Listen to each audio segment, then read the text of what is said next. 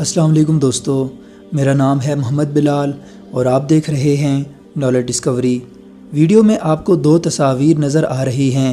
ان میں سے تیر کے نشان والی مسجد اقصیٰ ہے، جبکہ دوسری مسجد صخرہ جسے ڈوم آف راک کہتے ہیں۔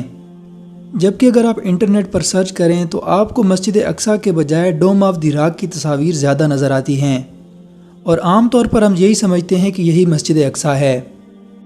آئیے میں آپ کو دونوں کا مختصر سا تعارف کراتا ہوں۔ حضرت ابو ذر رضی اللہ تعالیٰ عنہ سے روایت ہے کہ میں نے نبی کریم صلی اللہ علیہ وآلہ وسلم سے پوچھا، یا رسول اللہ صلی اللہ علیہ وآلہ وسلم، سب سے پہلے کون سی مسجد بنائی گئی تھی؟ آپ صلی اللہ علیہ وآلہ وسلم نے فرمایا مسجد الحرام۔ میں نے سوال کیا اس کے بعد کون سی؟ آپ نے فرمایا کہ مسجد الاقصیٰ۔ میں نے سوال کیا اور ان دونوں کی تعمیر کا درمیانی فاصلہ کتنا تھا؟ آپ صلی اللہ علیہ وسلم نے فرمایا 40 سال۔ پھر نبی کریم صلی اللہ علیہ وآلہ وسلم نے فرمایا کہ جس جگہ بھی نماز کا وقت ہو جائے فوراً نماز پڑھ لو، تمہارے لیے تمام روئے زمین مسجد ہے۔ بیت المقدس کے مشرق میں واقع مسجد اقصیٰ مسلمانوں کا قبلہ اول ہے، اور اس حدیث شریف کے مطابق روئے زمین پر دوسری قدیم ترین مسجد ہے۔ مسجد اقصیٰ کی تعمیر حضرت سلیمان علیہ السلام کے ہاتھوں ہوئی۔ یوں دیکھا جائے تو حضرت سلیمان علیہ السلام اور حضرت ابراہیم اور اسماعیل علیہ السلام کے درمیان، جو کہ مسجد الحرام کے تعمیر کرنے والے تھے، کئی صدیوں کا فاصلہ ہے، جبکہ روایت میں دونوں مسجدوں کی تعمیر کے درمیان صرف 40 سال کا فاصلہ بتایا گیا ہے۔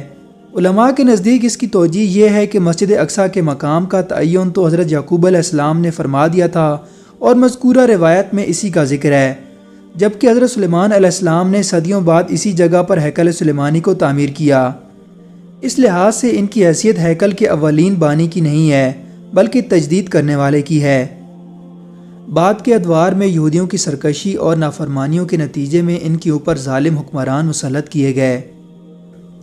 70 عیسوی میں رومی جنرل ٹائٹس نے بیت المقدس پر حملہ کر کے یہودیوں کا قتل عام کیا اور ہیکل کو بالکل تباہ کر دیا۔ اس بربادی کا سبب ان کا وہ رویہ تھا جو انہوں نے حضرت عیسیٰ علیہ السلام کے ساتھ اختیار کیا تھا۔ اس حملے میں زندہ بچ جانے والے یہودیوں کو جلا وطن کر دیا گیا اور بیت المقدس میں ان کا داخلہ ممنوع قرار دے دیا گیا۔ تاہم بعد کے ادوار میں پابندی نرم کر کے یہودیوں کو مخصوص مواقع پر بیت المقدس میں آنے اور ہیکل کے کھنڈرات کی زیارت کرنے کی اجازت دے دی گئی۔ ہیکل کی اسی تباہی میں ہیکل کی صرف مغربی دیوار ہی محفوظ رہ گئی تھی، جو رفتہ رفتہ یہودیوں کا مقام اجتماع اور ان کی گریہ کرنے کی جگہ بن گئی۔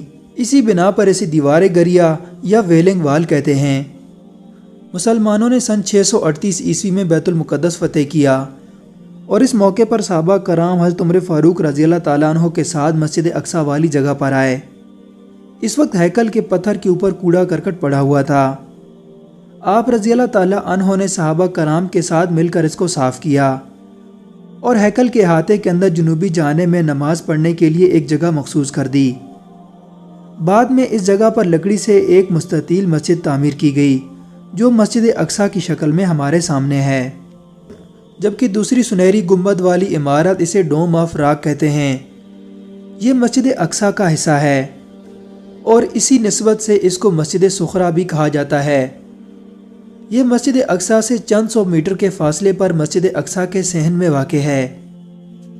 اسے اموی خلیفہ عبد المالک نے 691 ہجری میں تعمیر کروایا تھا۔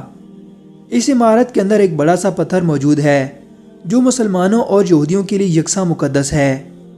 نبی کریم صلی اللہ علیہ وآلہ وسلم نے اس پتھر سے براق پر سواری کر کے معراج کا سفر کیا تھا، اور یہودیوں کے لیے یہ پتھر اس لیے مقدس ہے کہ ان کی مذہبی کتابوں کے مطابق حضرت ابراہیم علیہ السلام نے اس پتھر پر اپنے پیارے بیٹے حضرت اسحاق علیہ السلام کے گلے پر اللہ تعالیٰ کے حکم سے چھری چلائی تھی، جبکہ مسلمانوں کا یہ عقیدہ ہے کہ حضرت اسحاق علیہ السلام کے بجائے حضرت اسماعیل علیہ السلام کو قربانی کے لیے منتخب کیا گیا تھا۔ دوستو، تمام ذرائع ابلاغ پر یہودیوں کا قبضہ ہے، اور جب آپ مسجد اقصیٰ کو سرچ کرتے ہیں تو زیادہ تر ڈوم آف راک کی تصویریں آتی ہیں، اور زیادہ تر لوگ یہی سمجھتے ہیں کہ یہی مسجد اقصیٰ ہے۔ اس کی ایک ممکنہ وجہ یہ بھی ہو سکتی ہے کہ جب وہ اپنے تھرڈ ٹیمپل کی تعمیر کے لیے مسجد اقصیٰ کو شہید کریں تو مسلمانوں کی طرف سے جوابی کارروائی اور سخت رد عمل سے بچنے کے لیے ڈوم آف راک کی تصویر کو بنیاد بنا کر یہ کہہ سکیں کہ مسجد اقصی تو صحیح سلامت ہے، اور اگر دیکھا جائے تو وہ اپنے اس مقصد میں کافی حد تک کامیاب ہو چکے ہیں، اور ہماری اکثریت ڈوم افراح کو مسجد اقصی سمجھتی ہے۔